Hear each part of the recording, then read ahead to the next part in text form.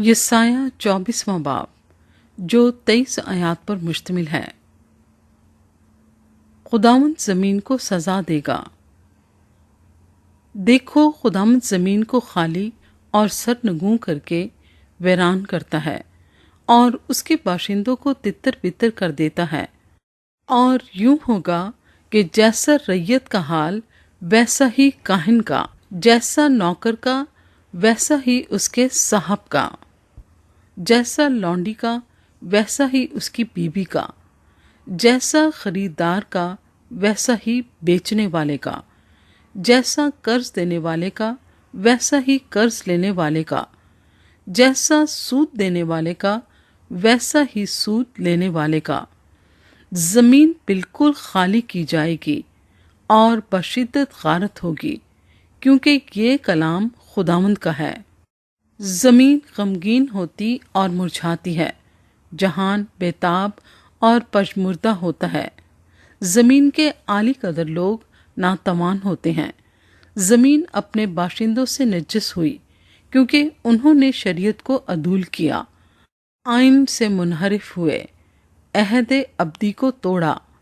इस सबब से लानत ने ज़मीन को निगल लिया और उसके बाशिंदे मुजरिम ठहरे, और इसीलिए ज़मीन के लोग भस्म हुए और थोड़े से आदमी बच गए।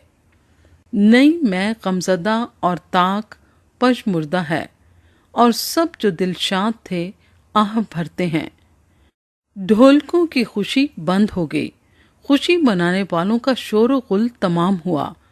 बरबत की शादमानी जाती रही। वो फिर गीत के साथ मैं नहीं पीते, पीने वालों को शराब तल्ख मालूम होगी। सुनसान शहर वीरान हो गया, हर एक घर बंद हो गया कि कोई अंदर ना जा सके। मैं के लिए बाजारों में वाबेला हो रहा है। सारी खुशी पर तारीकी छा गई, मुल्क की इशरत जाती रही। शहर में वीरानी ही वीरानी है और फाटक तोड़ फोड़ दिए गए, क्योंकि ज़मीन में लोगों के दरमियान यूं होगा जैसा जैतून का दरख्त झाड़ा जाए, जैसे अंगूर तोड़ने के बाद खोशा चीनी।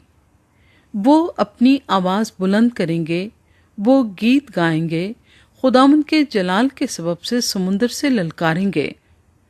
बस तुम मशरिक में खुदावंद की और समुंदर के जजीरों में खुदावंद के नाम की, जो इसराइल का खुदा है, तमजीद करो। इंतहाई ज़मीन से नगमों की आवाज़ हमको सुनाई देती है, जलाल व अज़मत सादिक के लिए। पर मैंने कहा, मैं गुदास हो गया, मैं हलाक हुआ, मुझ पर अफसोस। दगाबाजों ने दगा की, हाँ दगाबाजों ने बड़ी दगा की। ऐ ज़मीन के बाशिंदे, खौफ और गढ़ा और दाम तुझ पर मुसल्लत हैं।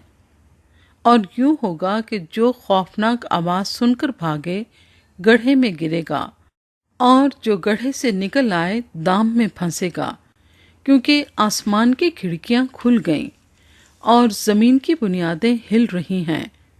ज़मीन बिल्कुल उजड़ गई, ज़मीन यकसर शिकस्ता हुई और शिद्दत से हिलाई गई। वो मतवाले की मानिंद डगमगाएगी और झोंपड़ी की तरह आगे पीछे सरकाई जाएगी, क्योंकि उसके गुनाह का बोझ उस पर भारी हुआ। वो गिरेगी और फिर ना उठेगी। और उस वक्त यूं होगा कि खुदावंद आसमानी लश्कर को आसमान पर और ज़मीन के बादशाहों को ज़मीन पर सजा देगा।